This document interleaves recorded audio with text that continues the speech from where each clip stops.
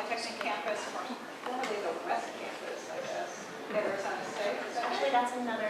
That's another campus. Okay, sorry, I guess is Arizona State. She has been a faculty fellow at the Barrett Honors College at ASU. She got her MA at OSU. and her PhD at Harvard. And she's recently completed a book manuscript, which is called Mountains of Controversy, The Making of Contested Landscapes in Post-War American Astronomy, which talks about the conflicts between communities of biologists, environmentalists, astronomers, and indigenous groups over astronomical observatories in Arizona and Hawaii. And she's going to talk about an aspect of that here today. So, thank you, Leandra. Thank you so much, Anita.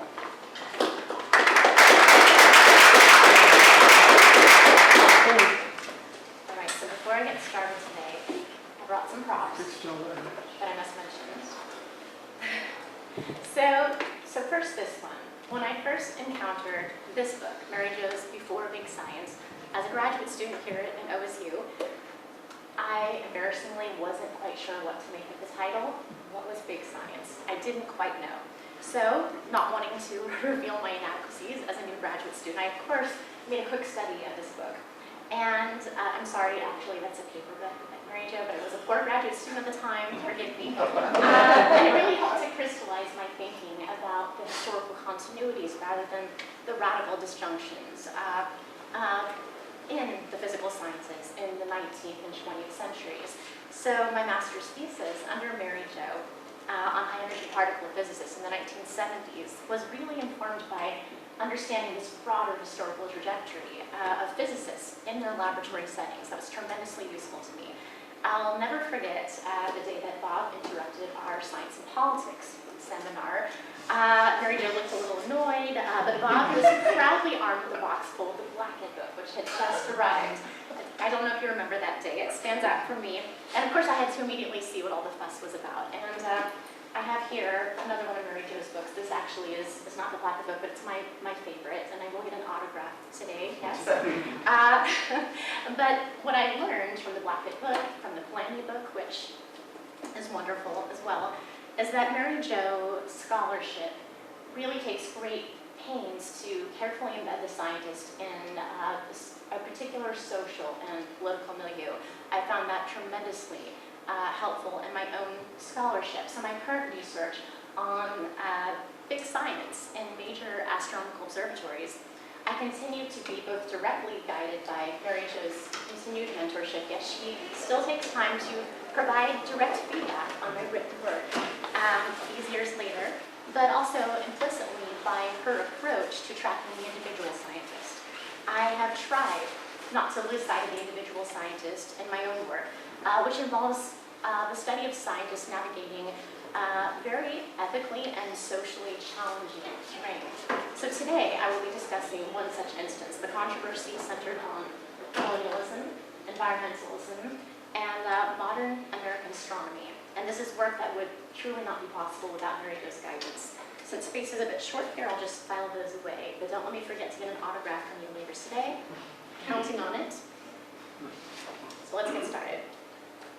On October 7th, 2014, the groundbreaking ceremony for the 30-meter telescope on the Big Island of Hawaii was transmitted to internet viewers during a live webcast featuring celebrity commentator from Star Trek actor George Takei, who I do hope to interview soon.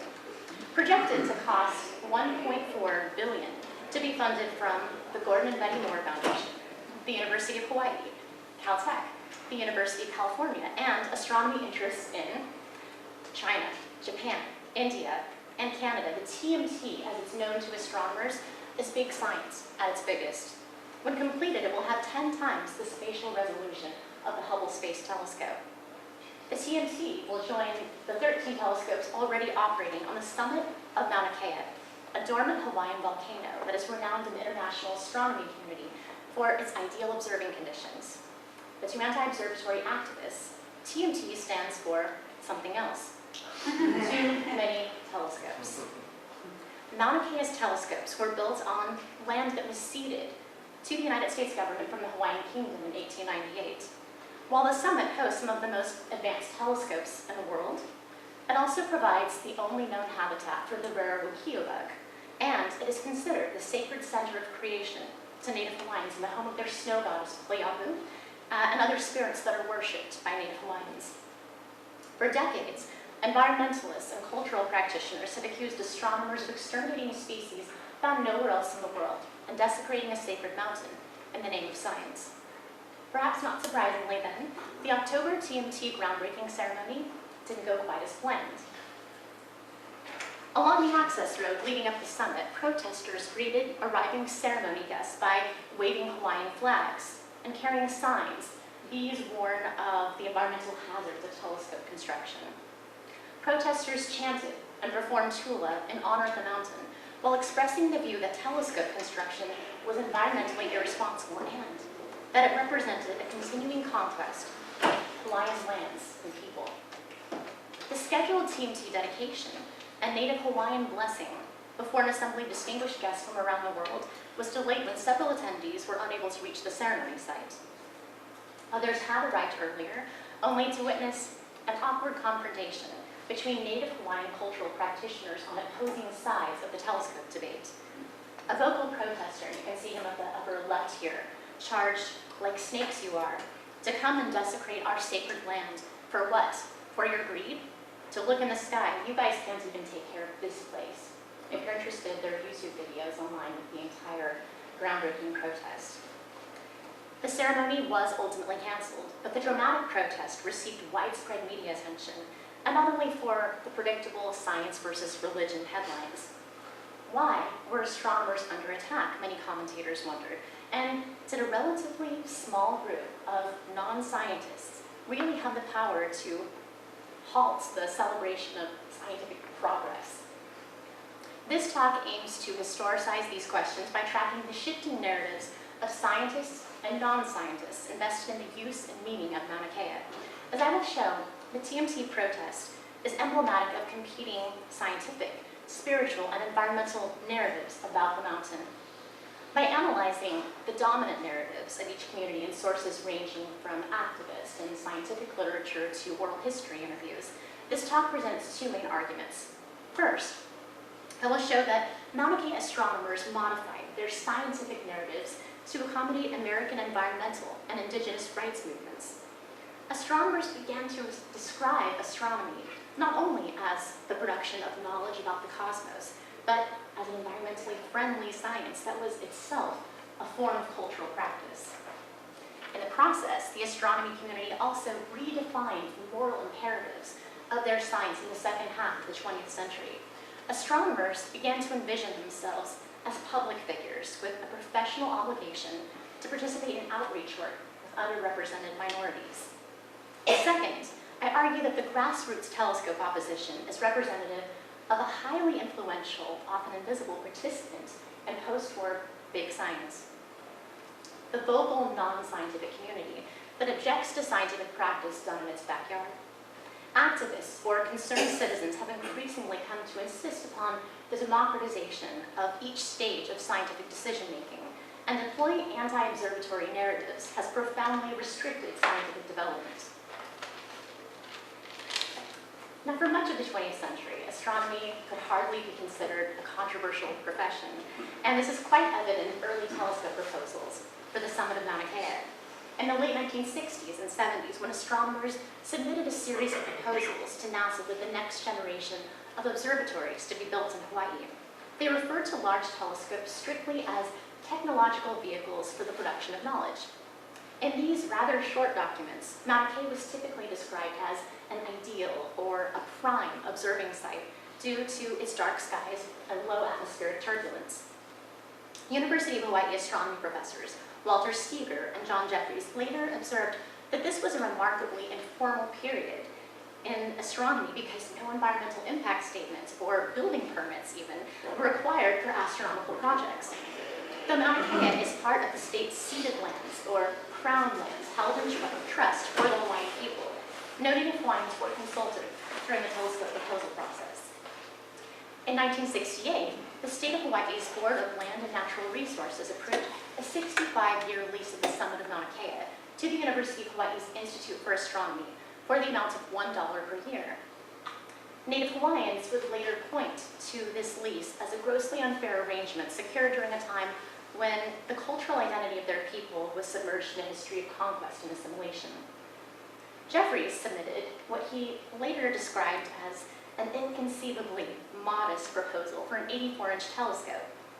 With the proposal to construction phase relatively unencumbered by bureaucratic restrictions, there were 3 University of Hawaii telescopes on Mauna Kea by 1970.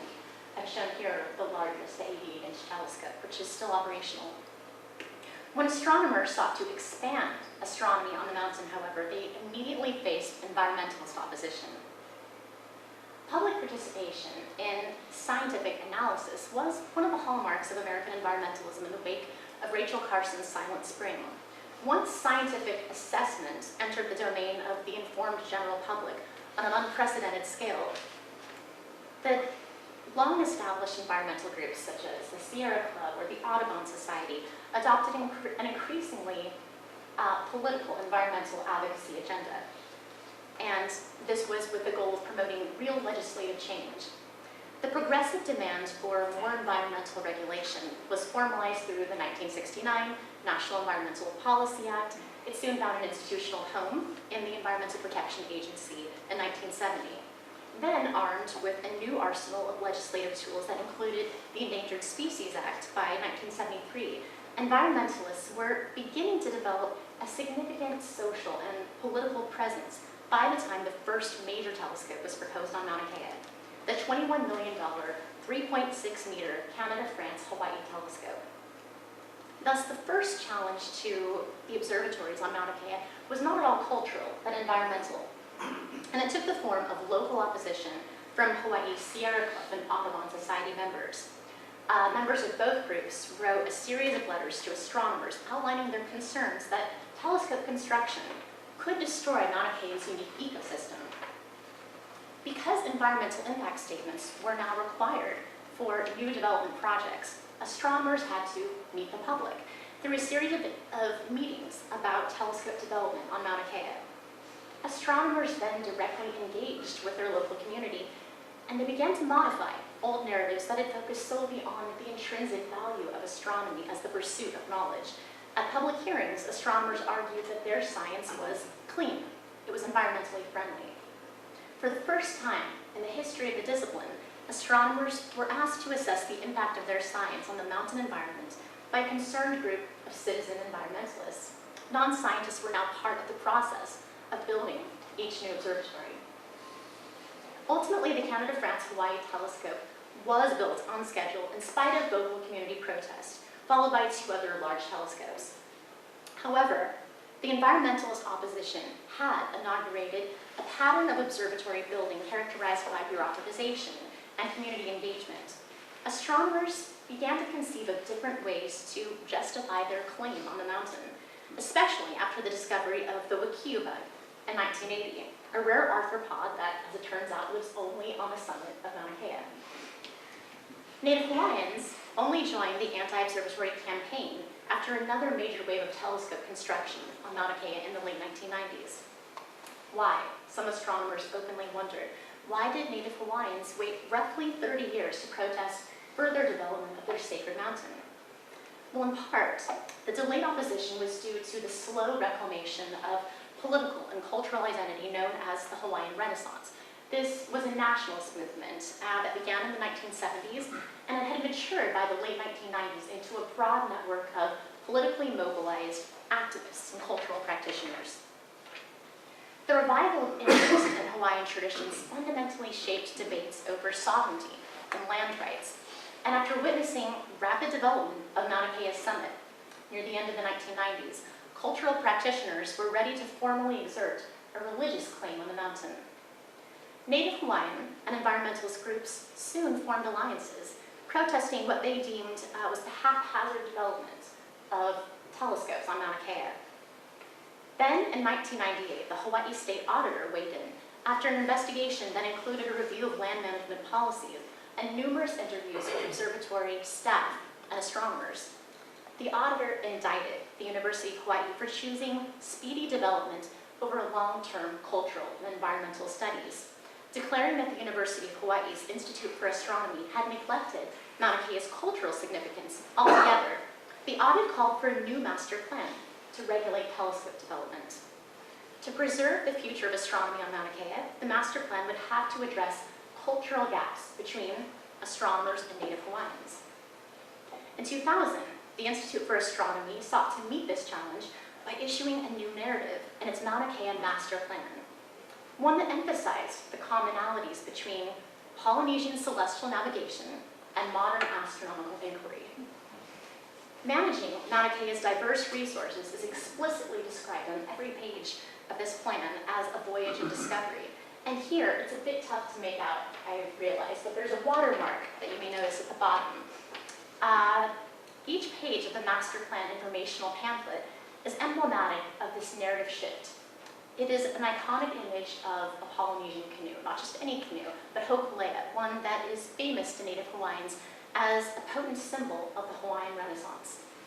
By appropriating such a well-known symbol of Hawaiian exploration, the pamphlet transforms the Polynesian canoe from an emblem of a pivotal rebirth in Native Hawaiian culture into more of a statement about the equivalence of indigenous and scientific practices. Rejecting the astronomy community's attempts to narrow the cultural divide, Native Hawaiians and environmental activists fought the proposed Peck Outrigger telescopes through a contested case in 2002. Designed to surround the existing twin Peck telescopes on the summit, NASA's proposal consisted of several small telescopes that would work in conjunction and were to be named Outriggers. Some Native Hawaiians instantly took issue with this name, a deliberate reference to the outriggers, or support structures, used in traditional Polynesian navigation. Astronomers saw Mauna Kea as an ideal site for the Outrigger telescopes, which would contribute to NASA's Origins program, dedicated to the search for life in the universe. For Native Hawaiians, Mauna Kea itself is the place where all life originated. Some Native Hawaiian groups found the idea of searching for the origins of life at the very locus of the origins of life both paradoxical and insulting. The project raised epistemological questions about the primacy of modern science over indigenous ways of knowing. Native Hawaiians began to issue narratives conflating astronomy and NASA as a federal agency in particular with colonialist oppression. According to one cultural group, due to the illegal taking of our sovereign authority and lack of recognition by the United States and other international partners, we are compelled to set aside the question of whether we are alone as being irrelevant to our very survival. NASA did eventually pull the funding for the Outriggers, and a judge reversed a permit for the project in 2006. The contested case demonstrated that Native Hawaiian narratives about the sacrality of Mauna Kea could stall or otherwise severely limit telescope development. Throughout the Keck Outrigger controversy, astronomers continued to issue new narratives describing astronomy as the same science that had once guided Polynesians to the Hawaiian Islands.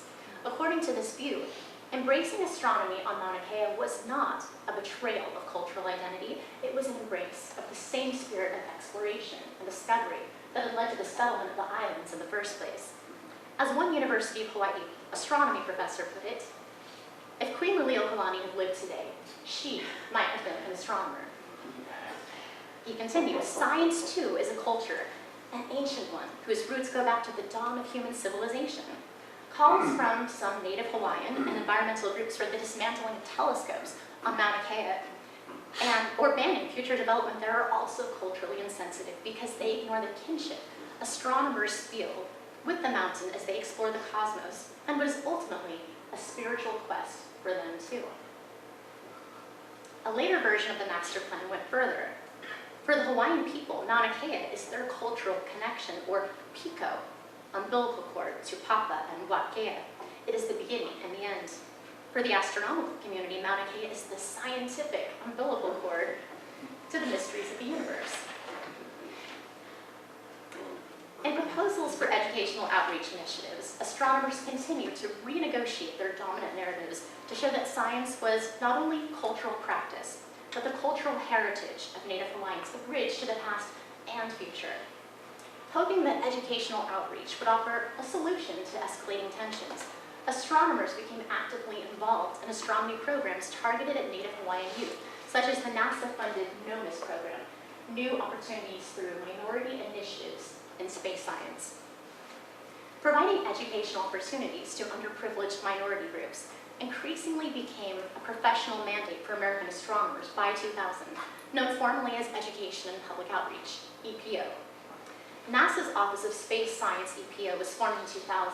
By 2001, the annual report indicated that the program's participation had more than doubled, with roughly 1,000 NASA-affiliated scientists and engineers performing outreach in all 50 states. In 2000, Gemini Observatory astronomer Peter Michaud noted that Gemini's EPO priorities were set in large part by the conflict with the Native Hawaiians. According to Michaud, this reality has made local outreach in Hawaii a high priority, seemingly disproportionate in magnitude to those unfamiliar with the seriousness of this issue for our long-term operations. Maintaining a positive public image through EPO efforts translated into long-term sustainability and support of astronomy research, which in Michaud's estimation, quote, relies heavily on public understanding and appreciation of astronomers' work. Affirming that the observatory controversy at Mauna Kea and other similarly controversial sites in Arizona, you may ask me about this in the question and answers if you'd like, that these controversies had created a bit of an image problem for the discipline as a whole. Astronomer Michael West authored a 2009 article urging his colleagues to, quote, be the public face of astronomy, learn to be an effective communicator, and embrace new technologies and opportunities to connect with the public. Despite such ongoing efforts at public engagement, the recent TMT protest reveals that tensions remained high between the community of astronomers and activists opposed to further development of Mauna Kea. They remain high, I should say. TMT administrators have made a major commitment to local EPO by launching the Hawaii Island New Knowledge, or THINK Fund, an annual $1 million disbursement for the life of the telescope from TMT to Big Island students, with the goal of improving educational opportunities for Hawaii Island students that serve to prepare them to become the workforce for the science and technology economy of the 21st century Hawaii. Insisting that the economic and educational benefit of the THINK Fund would not in any way compensate for the negative consequences of building the TMT, an allied group of Native Hawaiians and environmentalists filed a contested case against the TMT in 2011. The contested case hearings significantly delayed the project, but the sublease for the TMT site was finally approved in July 2014. It does appear to be on track as of now.